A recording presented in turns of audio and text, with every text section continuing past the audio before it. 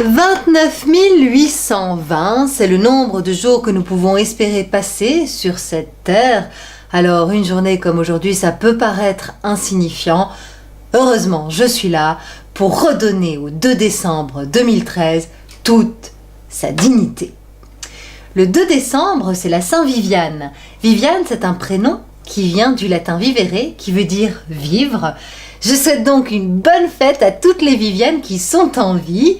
Par contre, les Vivianes qui sont mortes, je ne vous dis pas bravo pour le choix de votre prénom. Je n'ai pas peur de le dire, s'appeler Viviane quand on est décédé, c'est complètement crétin.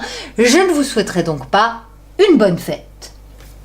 Le 2 décembre 1804, c'est le jour où Napoléon a été sacré empereur. C'est historiquement le premier nabo mégalomane surexcité qui a pris le pouvoir en France.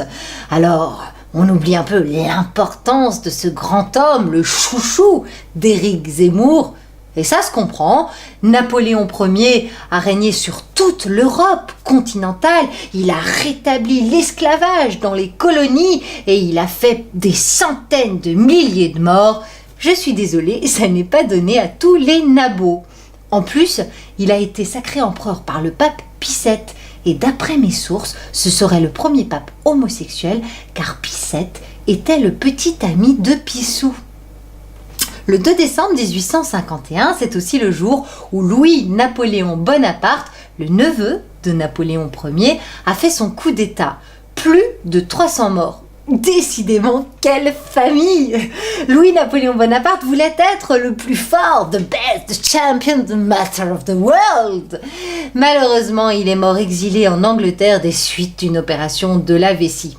Et oui, on voulait être meilleur que Napoléon Ier, on voulait surpasser son tonton, et ben on finit sa vie à bouffer du pudding en se faisant pipi dessus.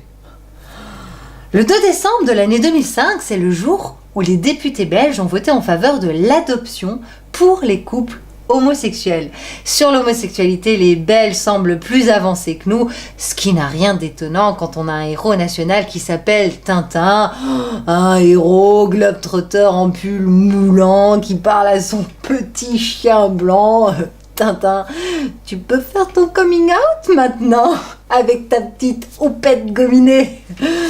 Et le 2 décembre 1982, c'est un jour d'avancée scientifique. Barney Clark a été le premier humain à recevoir un cœur artificiel. Barney, fais bien attention à toi, tu portes le premier cœur artificiel dans toute l'histoire de l'humanité et c'est fragile un cœur, hein, une crise cardiaque est vite arrivée. Je déconne.